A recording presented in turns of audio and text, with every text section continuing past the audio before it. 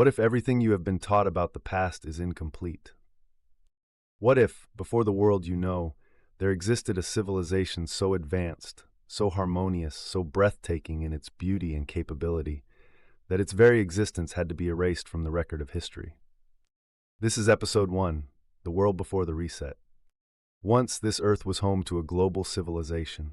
Historians have quietly preserved traces of it in old maps, forgotten architecture, and suppressed records.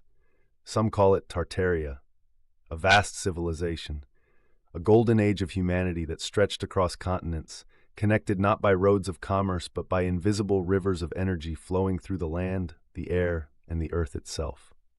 This was not a regional culture or a local empire. The architectural fingerprint of this civilization appears on every continent, the same domes, the same proportions, the same sacred geometric principles encoded in stone. From the great civic halls of Europe to the old structures of the Americas, the Middle East, and Asia. One world, one knowledge, one civilization operating in harmony with universal law. Look at the buildings they left behind. Not the humble structures of a primitive people, but towering cathedrals with domes that defy modern engineering, civic halls with colonnades stretching city blocks, marble boulevards wide enough to suggest populations of millions, canals, fountains, bridges of impossible scale.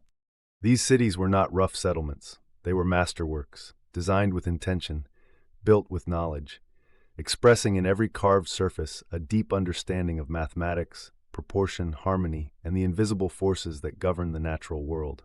Canals lined with ornate stonework, fountains fed by systems of hydroengineering we still cannot fully explain. Ask yourself a simple question. How were these structures built? We are told with hammer and chisel, by hand, without power tools, without electricity, without machinery. But look at the precision, look at the scale, look at the complexity of the sacred geometry carved into every surface, embedded into every arch, encoded into every dome. This was not the work of primitive labor. Something else was at work here. A technology, a method, an understanding of physical law that allowed stone to move, to rise, to be placed with accuracy that modern engineers openly admit they cannot replicate. The tolerances in the stonework are tighter than modern cutting tools can achieve on natural stone. The scale, continuous carved facades across entire city blocks, every detail repeated with mechanical exactness. This was not primitive. This was mastery. Nikola Tesla once said, "If you want to find the secrets of the universe, think in terms of energy, frequency, and vibration." Tesla was not simply an inventor. He was a rediscoverer, a man who tapped into a stream of ancient knowledge and translated it into the language of his time. The technologies he worked toward, wireless energy transmission, resonant frequency, atmospheric electricity, these were not new ideas.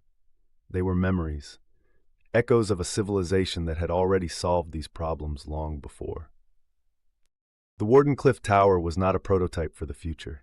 It was a reconstruction of the past, an attempt to rebuild, in modern materials, a system that had already existed, a system whose remnants still stand in every city on Earth, in the form of those magnificent copper-topped spires, those resonant stone chambers, those precisely tuned architectural forms we have been taught to call churches, and the powers of his time shut him down, erased his funding, dismantled his tower.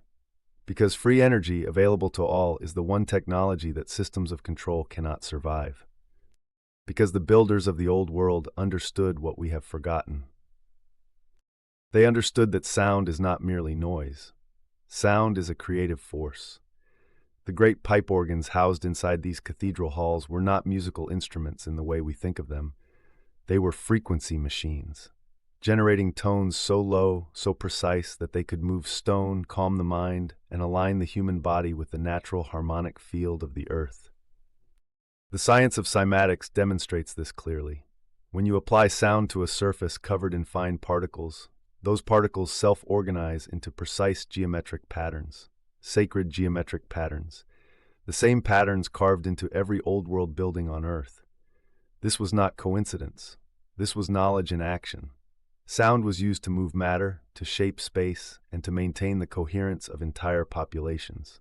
The bells that rang across old-world cities did not simply mark the hour. Their resonance waves move through the atmosphere in visible patterns, cymatic geometry, sacred form emerging from sound. These cities were alive with frequency.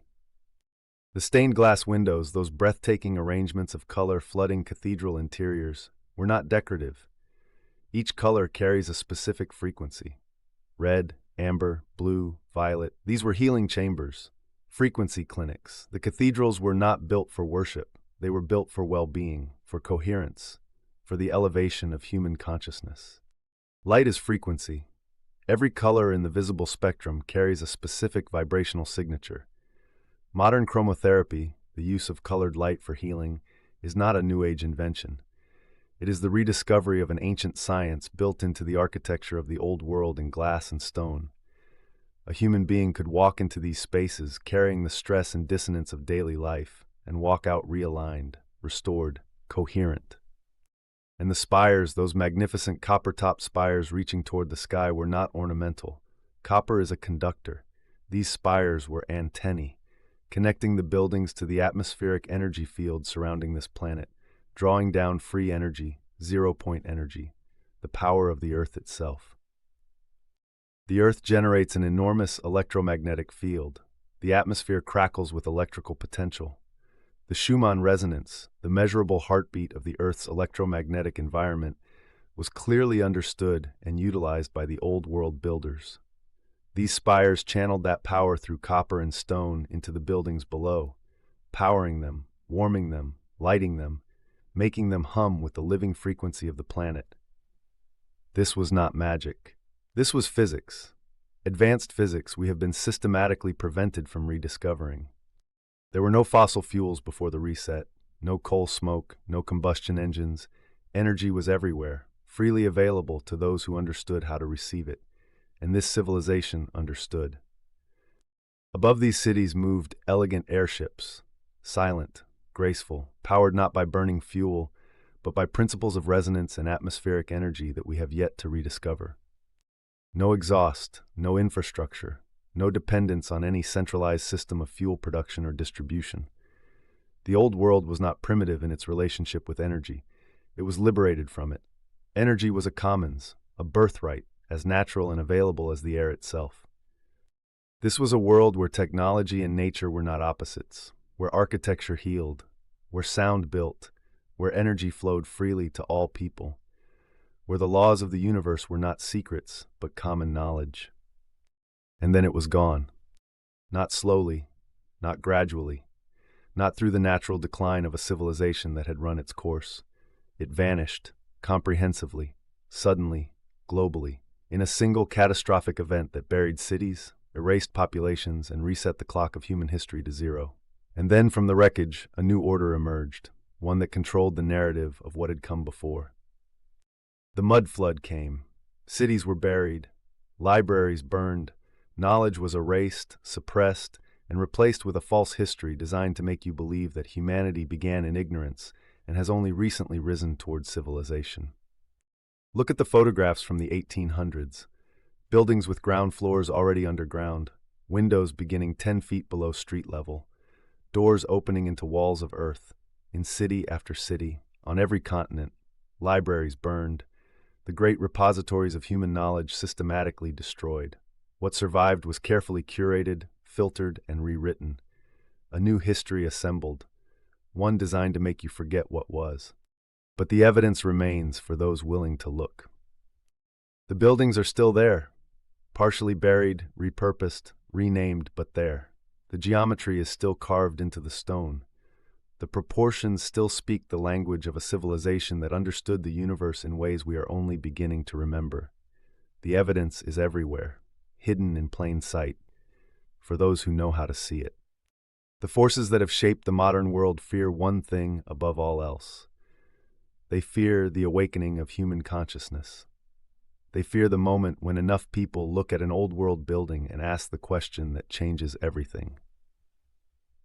A population that understands frequency, that understands energy, that understands the laws of the universe as Tesla understood them, is a population that cannot be controlled, cannot be made dependent, cannot be kept small. The suppression of free energy is not simply about money.